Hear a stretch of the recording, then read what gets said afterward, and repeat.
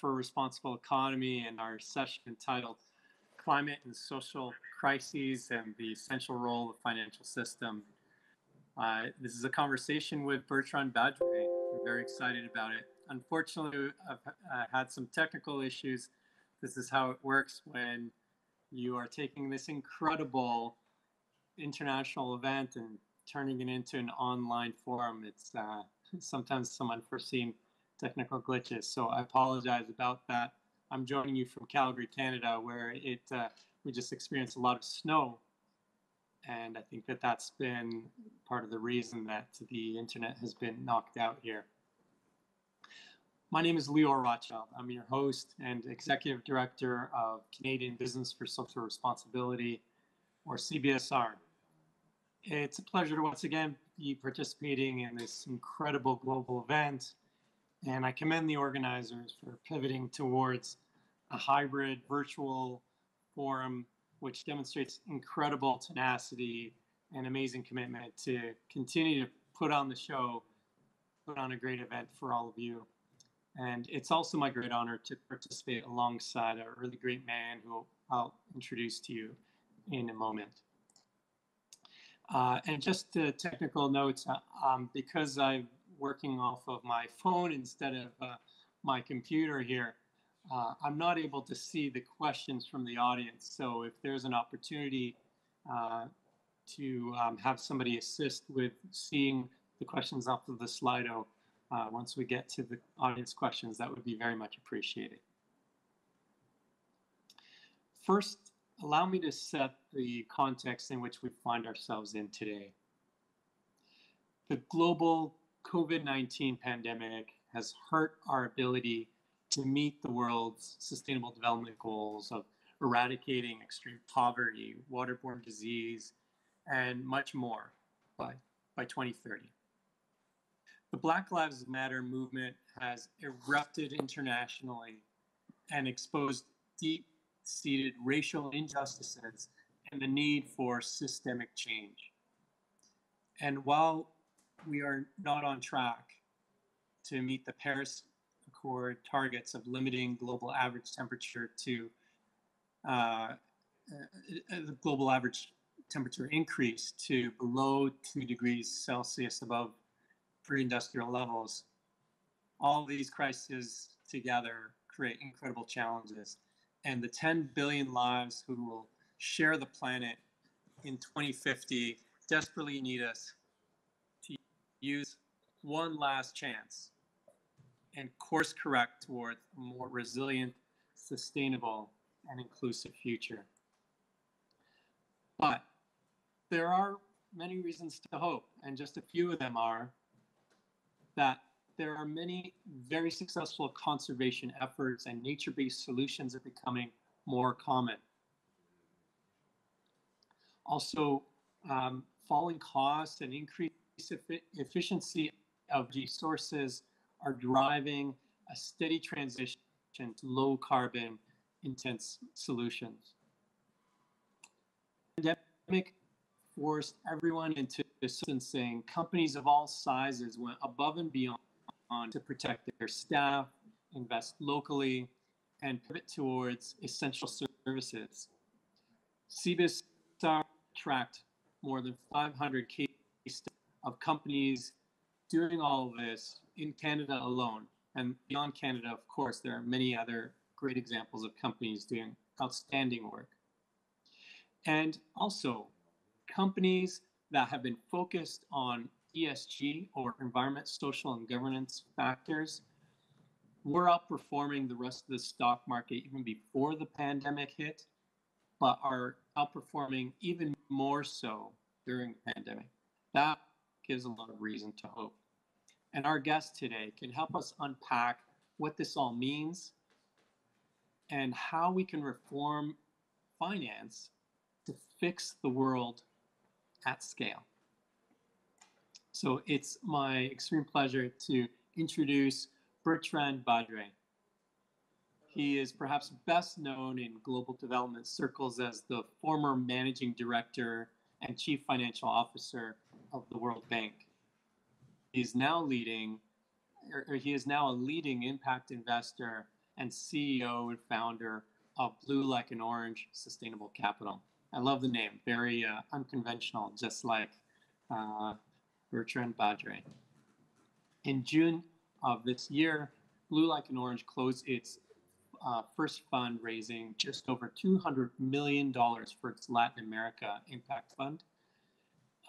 Bertrand is also the co-sponsor of the One Planet Lab, which is a group of experts selected by French President Emmanuel Macron to help him identify and strive for clear and accessible climate policy goals.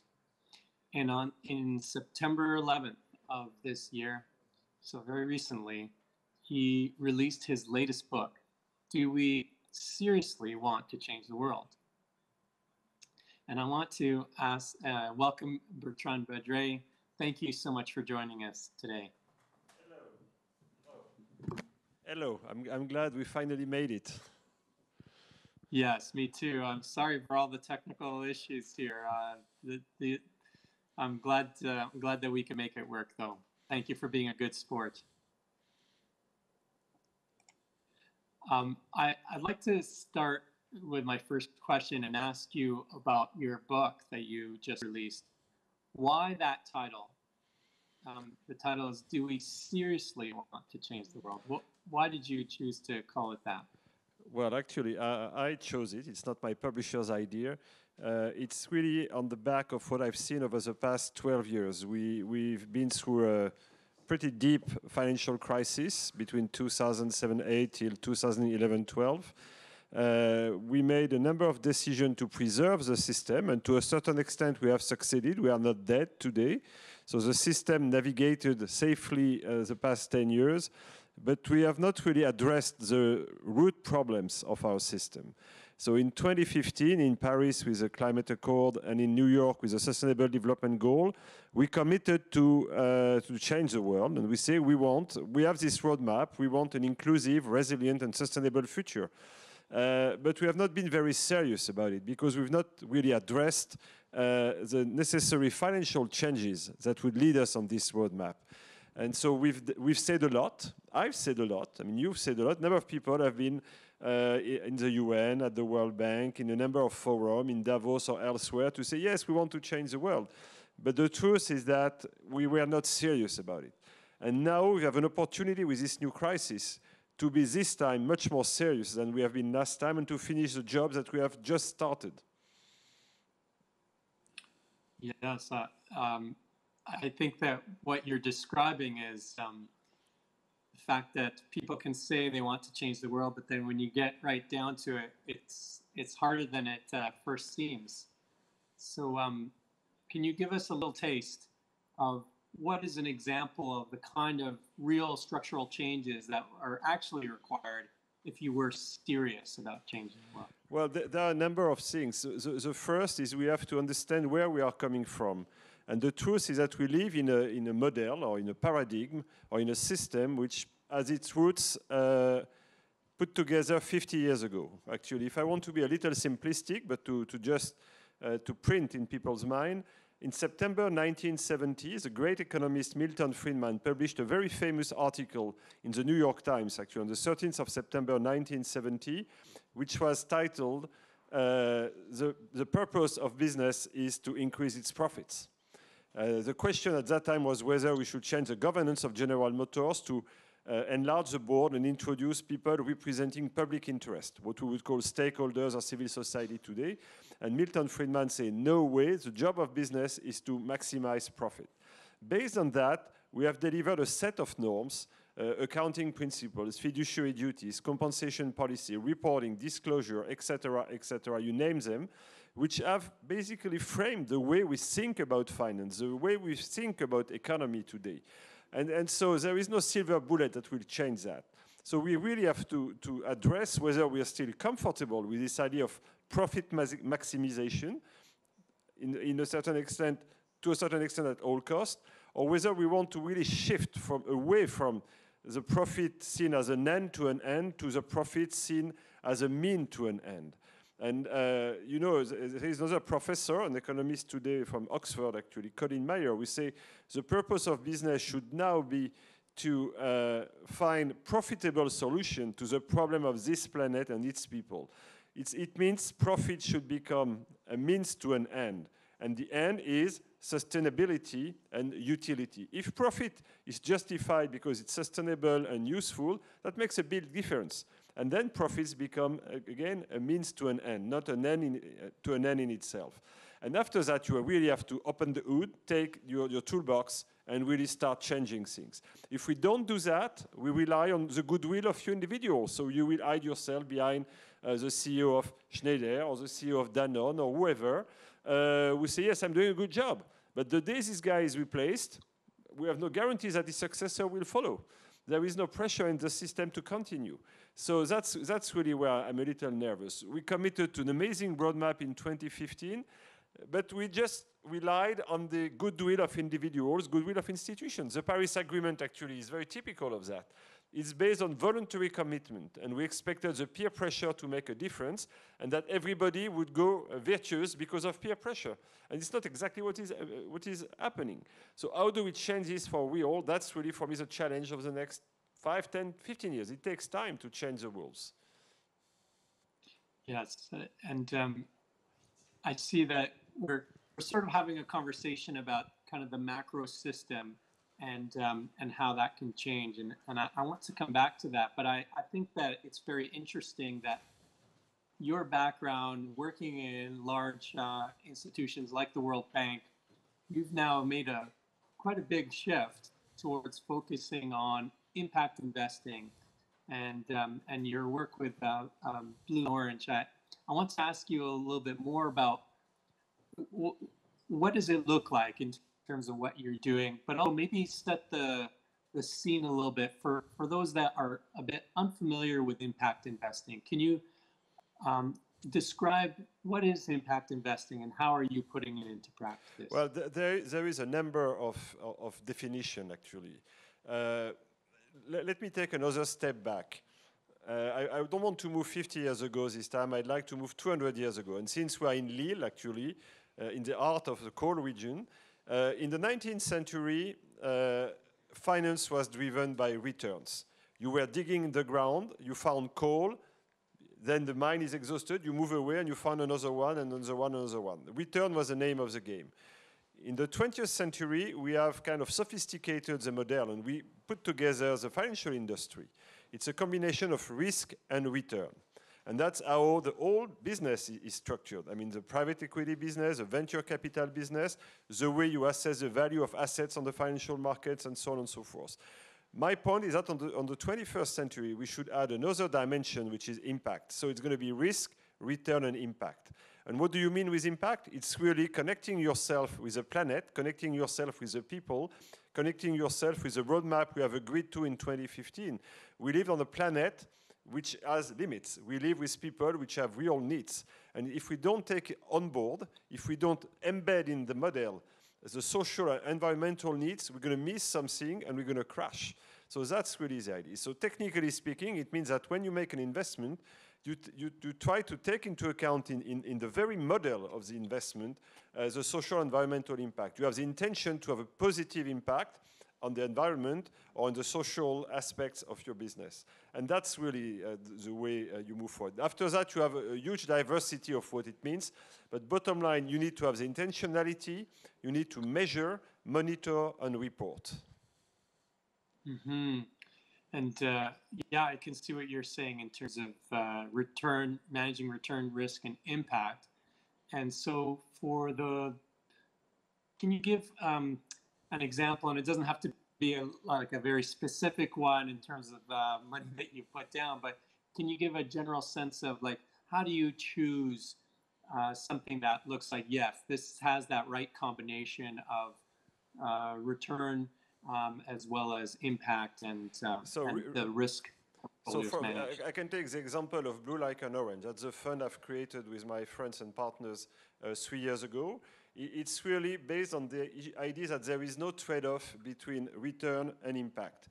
And you can't have trade-off. Today, in our world, the fiduciary duties of insurers or pension funds or people managing your money is predicated on this maximization of profit at a given level of risk.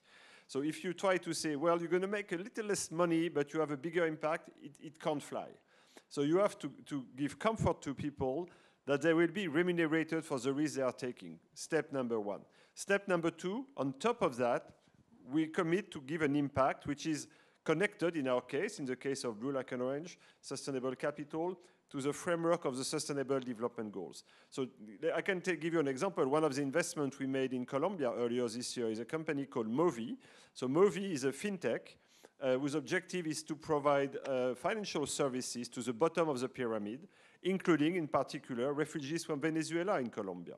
And that has been extremely helpful because during the crisis, I mean, in Colombia, like in France and many countries, a number of people were locked down, were stuck at home. The government wanted to pass some money to these people.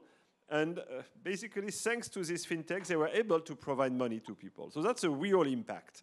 I mean, it was really tested in real life immediately after we made the investment. That's an example. Yeah, that's a very good example. And just one step further on the example you gave, is it very complicated to verify that there is a measurable impact there? And especially with the SDGs being the framework, that sometimes it might be a bit general. How do you get very specific? Yeah, I don't think you have to be perfect day one. So that's point number one. So it's based on trial and error. I think the principles are integrity and transparency. You have to say, this is what I want to achieve, this is how I'm going to measure this, and this is how I'm going to report. And there might be fault lines in this model. But provided you are transparent and integrity is key, you can go through that. So in our case, we have put together a system that we have called SDG Blue. I mean, that's our kind of commercial name, where we try to assess the impact of $1 invested, let's say, in a fintech versus $1 invested in a water project versus $1 invested in a health project, etc. The way you compare the credit rating of a government, of a bank, or of a company.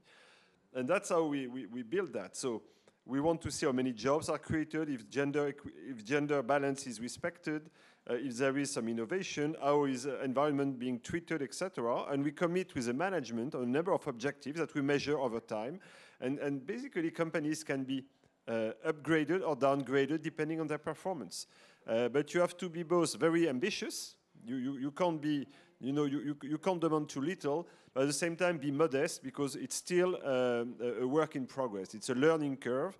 And the other important point for me, and that's one of the reasons I've chosen to go in emerging and developing economies, it's relatively straightforward to do impact in France or in Canada.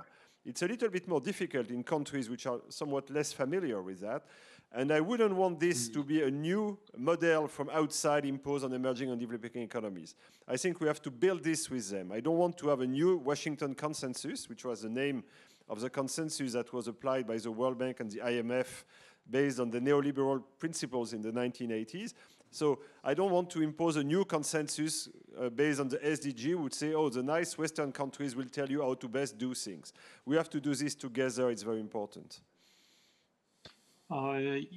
Very interesting what you're saying there, especially as you talk about a little bit of that legacy of the World Bank and imposing in the past. And so this idea of building together, it makes it sound like there are some lessons been learned from history. And maybe just to get back to history for a moment, because I know you have a master's degree in history from La Sorbonne, so I know you're a great student of history. Would you say that, based on the fact that you were a corporate finance chief for one of the largest banks in France during the 2008 global financial crisis, would you say that those lessons have been learned and are being applied to this financial crisis as it relates to the pandemic? Well, yes, I think the reality, the way we addressed the crisis in 2007 and 2008 really took on board the lessons from the Great Crash, from the Great Depression. We have avoided the three big mistakes we made in the 1930s. at least for a while. The first big mistake was to let banks go bankrupt. After Lehman Brothers, we stopped that, which is a big difference between the 1930s and the past crisis. After Lehman Brothers, we protected the banking system. It created some tensions, but it was important to not let it go. We also avoided, at least until today, to a large extent, protectionism. And at least at the beginning, we coordinated a huge stimulus package, including with a strong push from China. So we learned, we took the lessons on board. With the COVID crisis, actually, we took the lessons from 2008-9 on board as well. The central banks and the government have been very fast to put a lot of money at play. Basically, the central banks have been able to put in 3 months what had taken 3 years last time. The big difference, and that's where the lessons have not been learned, is that we have become more and more centered on ourselves. So you don't really look what's going on outside your country. You try to protect your country. You inject money in your country. And today we have a G20. The finance minister G20, and this is one of the big failures of this crisis as opposed to the past one. In March this year, the World Bank and the United Nations say, oh, we need to mobilize $2 to $3 trillion to help emerging and developing economies. The outcome of the G20 was to accept to postpone the service of the debt for the poorest to the tune of 14 or 15 billion. So 14 or 15 billion is a collective effort to address a 2 or 3 trillion crisis. So we are back to a selfish approach. We'll see what comes out of the G20 meeting today, but we have not learned from that perspective. That's, yeah, very interesting observations that you're sharing. Would you say that one other issue in the 2008 financial crisis is that some of that money to companies, and perhaps some real and some perceived, some of those companies did not create jobs with that money. Some of those companies were not investing it into things that consider to be things that have an impact. Is it more of an effort right now that you're to make sure that the money being pumped into the economy actually goes towards having a positive impact? Yeah, I think, again, if we move back to where we were 10 years ago, there was no real design to do that. So we have marginally do a little bit of green and things like that, but the reality is that the objective was really to stimulate the economy, to do it as fast as possible. It was done at a coordinated level, as I said, at the global level, and it worked relatively well, actually.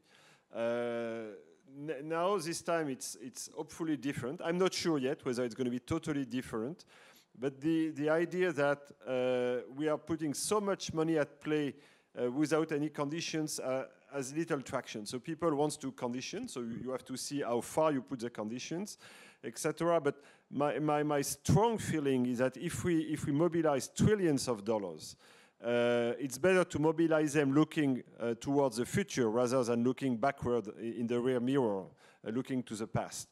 So I think it's important to use that opportunity to really support the industries that prepare the future, to upskill or reskill people, and do a massive effort to put our economies on the right track. Are we doing that? I'm not totally sure, but there is an effort, at least in Europe. It's probably not universal. I think China actually is doing also a number of things. To what extent it's real or not, I don't know. But so I think there is still the mobilization has not gone down. The problem is, as I said, it's not just mobilizing money at a point in time, it's also trying to work on our system. Because if we don't work on the system, public money has just a few minutes to live, and then you really have to mobilize the economic engine. And the economic engine will obey the rules. And if we don't change the rules, it's not going to change. So I think there is also a responsibility not only from government to discuss the norms, but also a responsibility from all of us as consumers, investors, workers, executives, entrepreneurs, to also help push in the right direction. That's really a moment where And I think the jury is out. Everybody is expecting, in particular in France, people were dreaming of the world after and say the world after is going to be great, it's going to be nice and resilient and inclusive and sustainable, etc. I'm not sure yet. I think the jury is out. It's still a strong possibility that we go for a sustainable economy, as this forum is called. But there is still the possibility that because of the crisis, the world after could be the world of before and worse. By that, I mean a place where capitalism is going to be more brutal because you need to basically save on cost and competition will prevail, etc. I don't know exactly where we're heading to, but that's the fight we are facing today. That's the crossroads we are at today. And I hope we choose the right avenue. I really like, Bertrand, that you have described it as a crossroads and invited people listening to be part of the process, whether it's through their personal actions, through their investments where they put their money. I'm going to come back to what people can do as well if they want to influence the future direction. But let me also just say, for anybody just tuning in a bit late, you're listening to my conversation with Bertrand Badré. And if you want to ask a question, I invite you to do so. The organizers are being very generous with me and sending me notes about your questions. So please don't hesitate to ask a question because we'll make sure that it gets asked to Bertrand. Okay, so on that note, let me go on and say, Bertrand, that one of the other things that I thought was really interesting in learning a bit about your background is that you co-authored a very influential paper on how to unlock billions to trillions in order to fund global development. So how do we do that? How do we fund change at a rapid rate and at scale? Well, that was a point that I made in 2015. So in 2015, as I said, we basically designed a universal roadmap, which was endorsed by everybody, but the US on climate a little later. But basically, we agreed on the Sustainable Development Goals. We agreed on the Paris Climate Accord, and it's usually less well known, but we had an agreement in Ethiopia, in Addis, in July 2015 on financing for development. So we agreed on the roadmap, but we spent not enough time on how to finance that roadmap. And that was a point I wanted to raise with this short paper, actually. I wanted it to be short. I wanted it to have a name or title that you could memorize. And so I called it From Billions to Trillions. And it was a way to remind people that while for everybody $1 billion is a lot, actually it's not that much in a $100 trillion economy. Because this is the order of magnitude of the global economy. It's $100 trillion, one followed by 14 zero. And to get there, if you put $1 billion in a $100 trillion economy, it's not even the tail of the dog. It's few air at the end of the tail of the dog. So if we are serious, how do we use these precious public billions to move the trillions that are at stake with the economy? At that time, a number of people, including the UN or the World Bank, tried to put a figure on the cost of the sustainable development. And they say it's probably 3, 4, 5, 6 trillion additional per annum. So that's a lot. 5 trillion per annum. When you compare, and usually I like when I'm meeting with people, I always ask them, do you know what is the global GDP? So most people have zero clue about the global GDP. They say it's a big figure, it's a lot, it's $1 billion, it's $1 trillion. It's very rare that people say it's $100 trillion. And then I ask, okay, what is what we call in the jargon ODA, public aid, the money given by the rich to the poor? It's 150 billion. So how can we use best this 150 billion to agitate the 100 trillion? And that's a challenge we are facing. How do we get there? It means mobilizing resources on the ground, the tax system of emerging and developing economies, develop a financial infrastructure where people can save money, can borrow. It means also mobilizing private flows. So this is a whole system that needs to be changed. And that's really my point.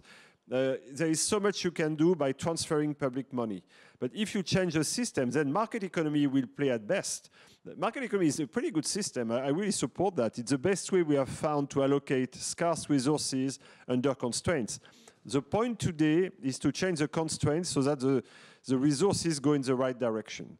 And the constraints, coming back to my earlier point, will be, on the one hand, I mean, public pressure, so the norms, the standards, the references. On the other hand, the market pressure, you and me, the clients, the investors, the workers. A year ago, 30,000 French students signed a commitment that they would never work for a company that would don't behave well. I hope this will resist the COVID. That's a type of pressure. I had this conversation with my kids and others. Okay, so some big textile company decided to stop their contracts with Bangladesh earlier this year because they say, yes, it's a cause, a force majeure, so I don't want to give you any money. This is over. And then you continue to buy your T-shirt at €1 or €2. It's a difficult question. And so on and so forth. So we all are confronted to this. We are all a little bit schizophrenic. We are all living with these tensions. And the reality is that there is nobody that will solve these tensions for ourselves. There is no master of the world that will decide, okay, guys, game over, let's switch to a new model. We will switch to a new model if we all personally agree to change and move in that direction. That's the most difficult part. That's the famous quote I'm using in my book, actually, from Tolstoy in War and Peace, who say everybody wants to change the world and nobody thinks of changing himself. Yeah, very good point. And so on that point, changing oneself, you gave some really good examples earlier, and just now talk about people who make a commitment to only work for an employer that is really trying to solve this problem. Let me invite you, are there things that haven't been mentioned yet? Somebody listening in the audience saying, you know what, I really want to be part of this change. How can I do that, especially if I'm a young person, especially if I'm somebody working in finance? What do you recommend somebody can do to really get in this part of a really emerging solution? Well, I have these questions very often, and that's the beauty of social networks. And when you write a book, actually, you engage with a number of readers that you'll never meet, and they ask questions, and it's very nice, actually. They just send a bottle in the water and say, oh, I'm writing to you, I found your name on Facebook or LinkedIn or whatever, and I want to change the world, I'm good in finance, where should I go? I think it's a very good question. It's a fantastic starting point. I wish I had the same question 30 years ago when I started, and I did not have this. So there are plenty of things. First of all, be strong at what you know. I always tell people, make sure you understand finance. You control the tool. I think it's important to be on top of it. And then, like any tool, you can use it in the right direction. You can try. It took me 30 years to finally move and create my own business. You can start a little earlier, but be consistent. As I often said in life, and that's what I'm telling my students. When I finish the course, usually I say, okay, now you pause you put your pen, you leave your pen, you leave your computer, you close your eyes and you say, okay, how do I want to be remembered in 40 years from now? What do I want to leave behind me? Think hard about that. Don't tell anybody. And then life starts. Don't lose sight of your dream.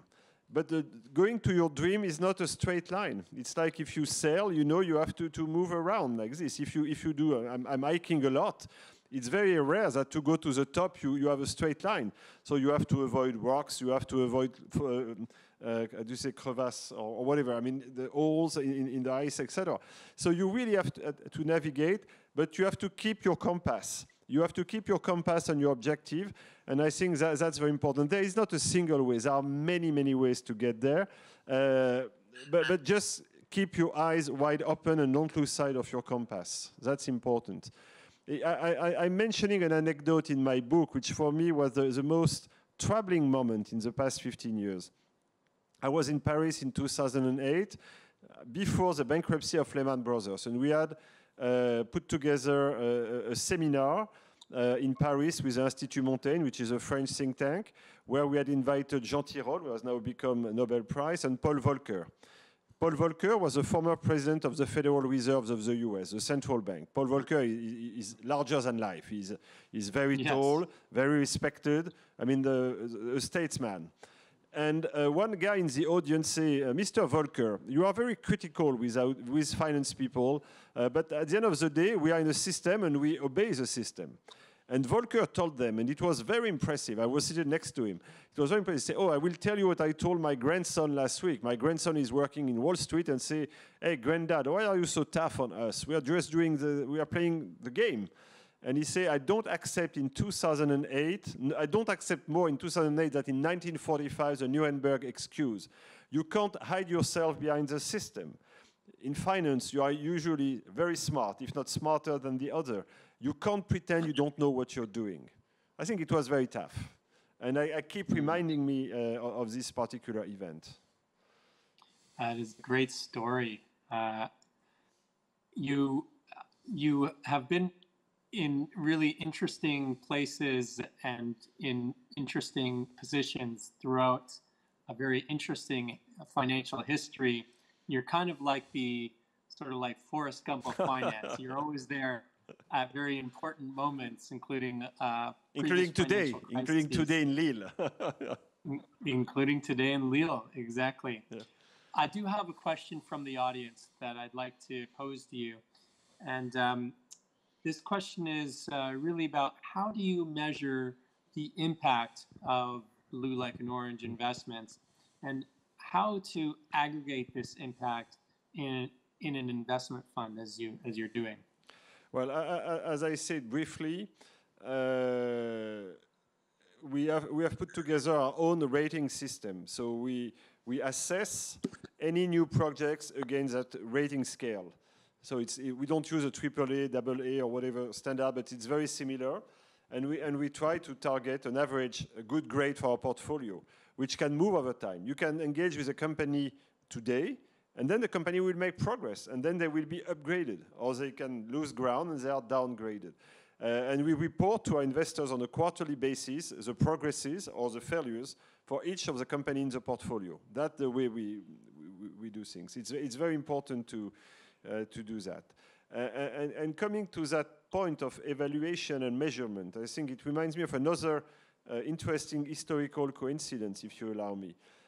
Today, the two reference or the two standards we are using on the public and private side, interestingly, were born at the same period, just after the 1929 crash, during the Great Depression.